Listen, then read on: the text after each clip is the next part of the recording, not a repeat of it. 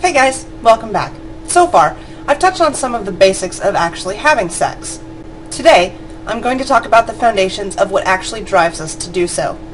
Sexual identity used to be a very clear topic. If you had a penis, you were a man, and you were sexually attracted to women.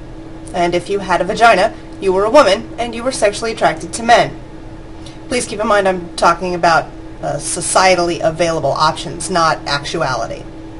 But these days we know better. There are so many nuances to gender and sexual identity that we often don't even know ourselves what drives our own sexual desires. And as a society, we're just coming into an understanding of a broader possibility of options. So to start, pretty much everybody knows what heterosexual means. Quite simply, it's that you are primarily or exclusively attracted to members of the opposite sex. Conversely, homosexual means that you are primarily or exclusively attracted to members of the same sex. And thanks to new cliches about college girls, pretty much everybody thinks they know what bisexual means. What most people don't know is that an estimated 1 to 6% of people are actually asexual, which means they have no sexual leanings whatsoever. Not that an asexual can't have emotional closeness with another person, or people, just that they have no desire whatsoever to express that intimacy in a sexual manner. One of the first researchers to do any real work in human sexuality was Alfred Kinsey, who, along with several colleagues, developed the works Sexual Behavior in the Human Male and Sexual Behavior in the Human Female. From his research, Kinsey developed what is still known to this day as the Kinsey scale. Using a range from 0 to 6, the Kinsey scale basically determines to what degree you are hetero, homo, or bisexual. An inaccurate but sadly common way to interpret this data is to make sexuality on this scale a black and white issue. It's a common stigma, especially among men, that if you have even one homosexual experience, that makes you gay, period. This is simply untrue. Sexual identity is all in the mind. For my money, this is no more clearly seen than in the case of transsexual people. Transsexuals are people who identify as a gender that is different from their biological sex. We hear stories and see movies and even hear jokes about people who are men trapped in a woman's body, women trapped in men's bodies. Effectively, that is transsexualism. If you're born with bits that don't really match who you feel that you are, your bits are wrong, not your brain. There are forms of gender identity that are not strictly male or female, such as transgender, genderqueer, the third gender, and others. But those identities are much harder to define because they are as varied as the individuals who identify in those ways. But each of these non-normative gender types gives rise to the understanding that sexual identity is not just about the bits you're born with. It's about the most important sexual organ, which is, of course, the brain. Sadly, given the time in which Alfred Kinsey did most of his work, transsexuals and other non-normative folk have little representation in the world of sex research. Happily, more and more attention is being paid to these alternative identities each and every year by media, psychology, and other scientific research. So for the identified straight and gay people out there, here's a word. It doesn't make you any less straight to think about that guy sucking your dick, and it doesn't make you any less gay to think about that guy putting his dick in your pussy. It's all sensation and sexual experience and experimentation. It's okay and correct to identify as straight even if you sometimes jerk off to gay porn. It's okay and correct to identify as gay even if you go in for some man-on-woman monkey sex every now and then. Dan Savage, my go-to guru, wrote in Savage Love back in 2002 about heterosexual males and homosexual experience.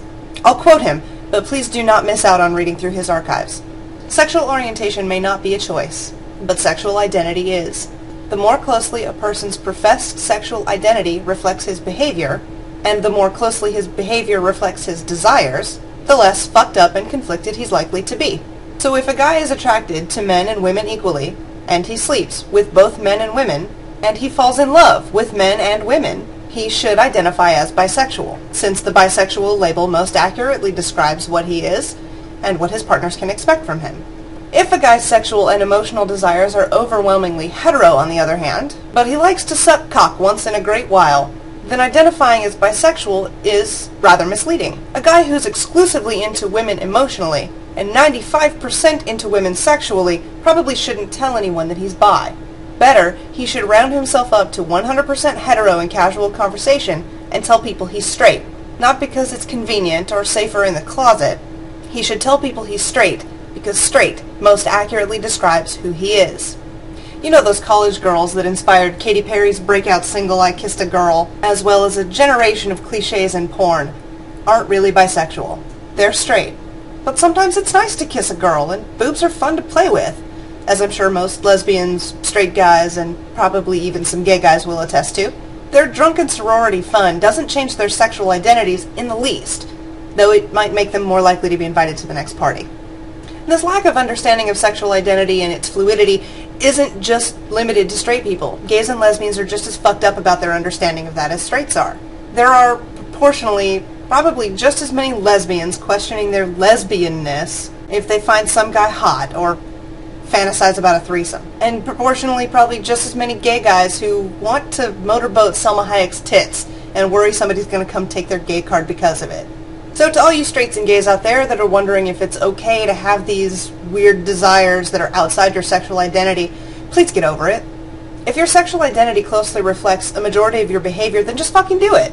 If you're conflicted because you call yourself a straight female, but the penis terrifies you, and not for trauma-related reasons, and you find yourself wishing for a soft pair of boobs to cuddle up to, a dose of self-awareness might be in order. But if you call yourself a gay male, have sex with or sexual fantasies about other men, watch gay porn, and or wear pink to the Pride Parade, and just every once in a while you think you'd also like a soft pair of tits to cuddle up to, then you're still a gay male. Boobs are just nice. The reason I'm even really talking about this is because the world is getting bigger. There are more and more things out there to learn and to try and experience than your parents, and definitely than your grandparents, could have ever even really imagined. Someday, you might find yourself staring into the most beautiful eyes, in the most attractive face, atop the most gorgeous body you've ever seen, all surrounding the sharpest and brightest mind you've ever known. That person might have been born with a penis, but doesn't have it now. That person may have a vagina, but you could swear that he could pose for Calvin Klein underwear better than Marky Mark ever did. I'm not saying go out and jump the first hot transsexual you see. I'm just saying it's no longer quite as cut and dry as you might think. You might get into a relationship with someone and fall in love, and one day she says, "Honey, I used to be a boy." Now you have a little bit of preparation for that day. And I'm also saying that it's okay to have thoughts, feelings, desires, and experiences outside your typical gender roles without risking your actual sexual identity, which I understand is easier said than done to most people. But take a minute for yourself and think about why you think about this the way that you do, however that is. I mean, do tits make the woman? If so, does a flat-chested woman or a woman who's had a mastectomy not count anymore? Is it the pussy that makes the woman? If so, then post-op male-to-female transsexuals count. Is it the dick that makes the man? If John Bobbitt hadn't had his reattached, what would he be? A woman? Nothing? The naughty bits are helpful, but they are not everything to everyone, and they are not necessarily the defining feature. Before I made this video, somebody I know asked me why I was even going to bother, what sexual and gender identity actually has to do with sex. And I tried at that time to give a really decent answer about identity and experience being part and parcel to how we as individuals think about, seek, and experience sex. But in the end I just had to say, what doesn't it have to do with sex? In essence, this is sex at its base. Who we are sexually and how we relate to the world around us sexually is where it all starts. And I think that we need to have a decent understanding of those things for ourselves and about others before we have a really good foundation from which we can try all the tasty things that I have already and will continue to discuss. Sexual identity is a wide and fluid topic, and one that most people don't even know to think about. so I'm sure I've missed something. But hopefully I've avoided confusing the issue for anybody. Feel free to comment on my blog or email me directly if you think I've left something out, or if you'd like some more clarification on anything. Thanks, guys. Okay, go have good sex.